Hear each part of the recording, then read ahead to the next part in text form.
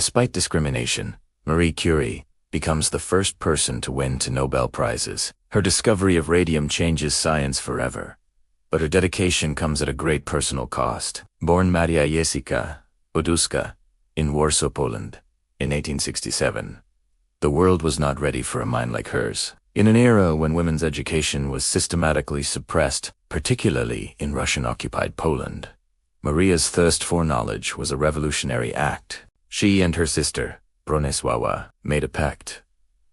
Maria would work to support Bronisława's medical studies in Paris, and once established, Bronisława would return the favor. For 6 long years, Maria toiled as a governess and tutor, secretly feeding her own intellect through illicit floating university courses and whatever scientific texts she could find. This period of quiet, determined sacrifice forged the resilience that would define her entire life. When her turn finally came, she arrived in Paris in 1891 with barely enough money for sustenance, but with an unquenchable passion for science. At the prestigious Sorbonne, she was a woman in a sea of men. She survived on little more than bread, butter, and tea, often fainting from hunger. Yet, her focus was absolute. She absorbed lectures on physics, chemistry, and mathematics with an intensity that stunned her professors. In 1893, she placed first in her physics degree examination, and a year later, she placed second in mathematics. It was during this time, while searching for a larger laboratory space, that she was introduced to a quiet, brilliant physicist named Pierre Curie. Their shared passion for science was immediate and profound.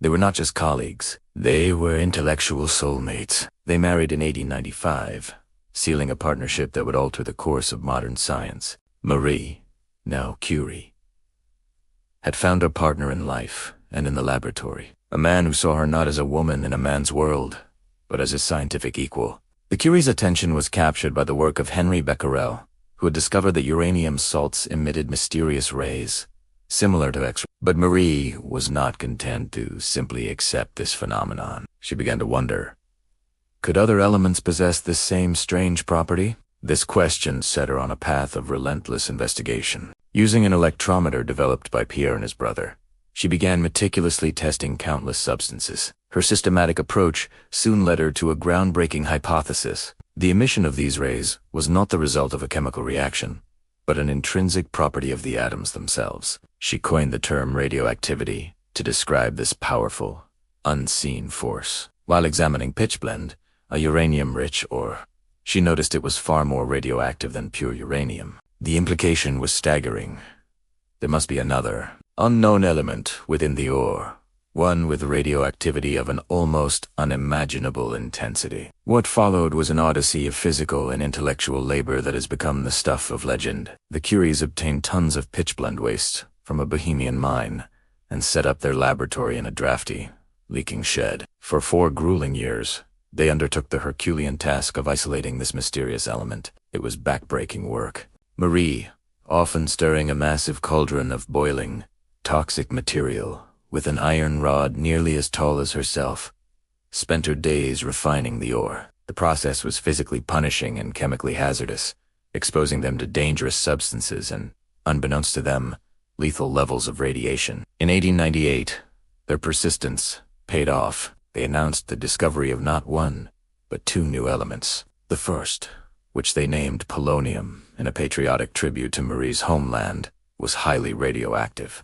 But the second, which they named radium from the Latin word for ray, was astonishing. It was 1,000,000 times more radioactive than uranium, glowing with an ethereal, ghostly light in the dark. The discovery of radium sent shockwaves through the scientific community. It shattered the long-held belief that the atom was indivisible and unchanging. Here was an element that spontaneously emitted energy, seemingly from nothing. In 1903, the Nobel Prize in Physics was awarded to Henri Becquerel and Pierre Curie for their work on radioactivity. In a flagrant act of sexist dismissal, the nominating committee initially excluded Marie from the honor. It was only through Pierre's adamant protest insisting he would not accept the award unless Marie was also recognized as a co-recipient that the committee relented. Marie Curie thus became the first woman to win a Nobel Prize. The world celebrated their genius, but the Curies were uninterested in fame or fortune. They chose not to patent their radium isolation process,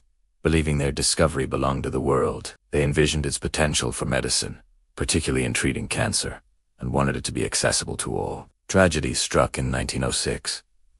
On a rainy Paris street, Pierre Curie was killed in a traffic accident, leaving Marie a widow with 2 young daughters, Ir, Nay, and Bay. The world expected her to retreat into mourning, her scientific career finished. But Marie Curie was not a woman to be defined by expectation or by loss. Overcoming her profound grief, she stepped into the professorship at the Sorbonne that had been created for Pierre, becoming the first female professor in the university's history. She poured her energy into continuing the work they had started together, determined to honor his memory by advancing the science of radioactivity. She established the Radium Institute, a world-class laboratory in Paris dedicated to research in chemistry, physics, and medicine. Her struggles were far from over. As a powerful woman in the public eye, she faced vicious xenophobia and sexism from the French press. A smear campaign, fueled by rumors of an affair with a married colleague, sought to discredit her. Despite the intense public scrutiny and personal attacks, she remained steadfast. In 1911, the Nobel Committee once again recognized her monumental contributions, awarding her the Nobel Prize in Chemistry for her isolation of pure radium. This made her the first person in history, man or woman, to win Nobel Prizes in 2 different scientific fields, a distinction that remains exceptionally rare to this day. When World War I erupted, Marie again demonstrated her profound humanitarian spirit. She developed mobile radiography units, known as petites Curies, little Curies, and drove them to the front lines herself. With her daughter Irene, she trained women as X-ray technicians, helping to locate shrapnel in wounded soldiers and saving countless lives. Marie Curie's life was a testament to the power of the human intellect and the resilience of the human spirit. She navigated a world that sought to limit her at every turn, yet she rose to the highest echelons of scientific achievement. Her work not only founded the field of atomic physics and laid the groundwork for modern cancer treatments, but also inspired generations of scientists, especially women, to pursue their passions against all odds. However, the very element that had defined her life's work would also be the cause of her death. Years of handling radioactive materials without any understanding of their deadly effects had taken their toll. The notebooks she used in her laboratory are still so radioactive today that they must be stored in lead-lined boxers. On July 4th, 1934, Marie Curie died from aplastic anemia, a condition almost certainly caused by her prolonged exposure to radiation. Her legacy is a complex one, a story of brilliant discovery and profound sacrifice. She was a woman who literally gave her life for science, chasing a light that emanated from the very heart of matter. Despite discrimination, Marie Curie becomes the first person to win 2 Nobel Prizes. Her discovery of radium changes science forever, but her dedication comes at a great personal cost.